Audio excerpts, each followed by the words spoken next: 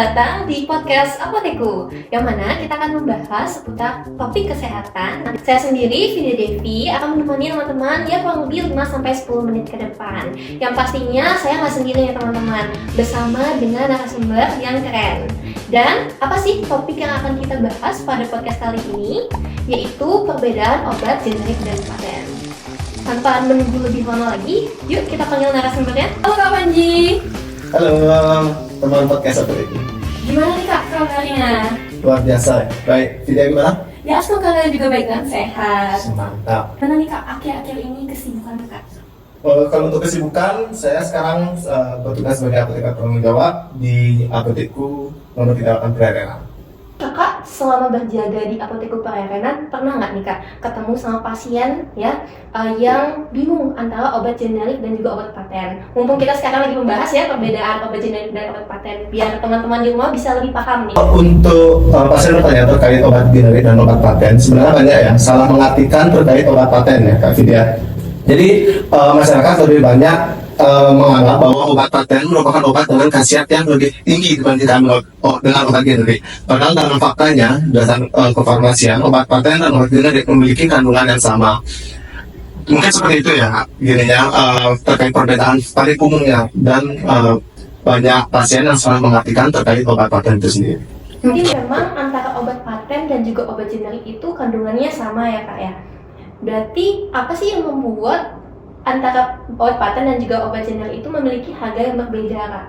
Dari kandungan dari obat generik dan paten sebenarnya sama ya dari zat aktifnya. Tapi mungkin saya jelaskan dari obat paten terlebih dahulu biar penafsiran lebih bagus lagi ke teman-teman pendengar. Nah, obat paten sendiri bukan berarti obat yang berkhasiat lebih bagus daripada obat generik. Tapi obat paten merupakan obat yang pertama kali perusahaan farmasi itu temukan melalui riset dan pengembangan. Nah, misalkan nih perusahaan farmasi Pfizer dia menemukan obat asam mefenamat yang diberi brand patennya yaitu Ponstan.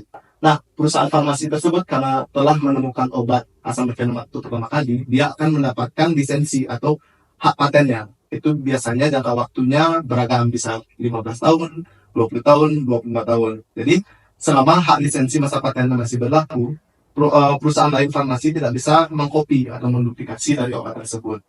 Itu dari obat paten. Nah, setelah masa patennya berakhir, akan muncul lagi dua golongan obat lagi, yaitu obat generik. Nah, pada dasarnya obat generik pun ada dua.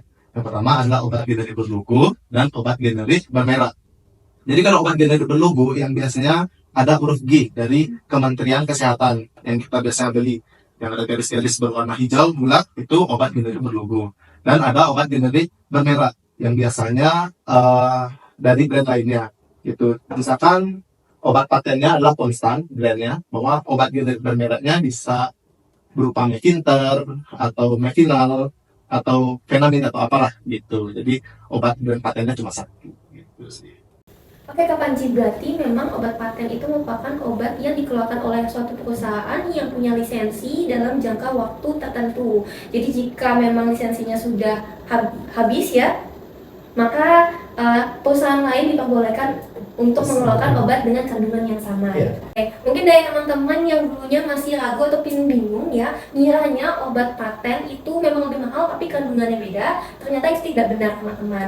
Antara obat paten dan juga obat generik itu sebenarnya kandungannya sama, namun perbedaannya yaitu zat tambahan di dalam obat paten itu yang membuat ada pasien yang memang cocok di obat paten atau obat generik. Terima kasih banyak Kak Panji sudah menyempatkan waktu di podcast kita ya. Dan terima kasih juga untuk teman-teman yang masih pantengin nih video kita sampai akhir. Semoga bisa bermanfaat untuk kita semua. Dan jangan lupa untuk stay tune terus media sosial Apoteku, dan jangan lupa subscribe Apoteku Official karena kita akan membahas seputar kesehatan dan juga fakta-fakta unik dan menarik ya untuk kehidupan kita yang lebih baik. Saya Vidya Devi, pamit undur diri dan sampai jumpa di episode selanjutnya. Dadah!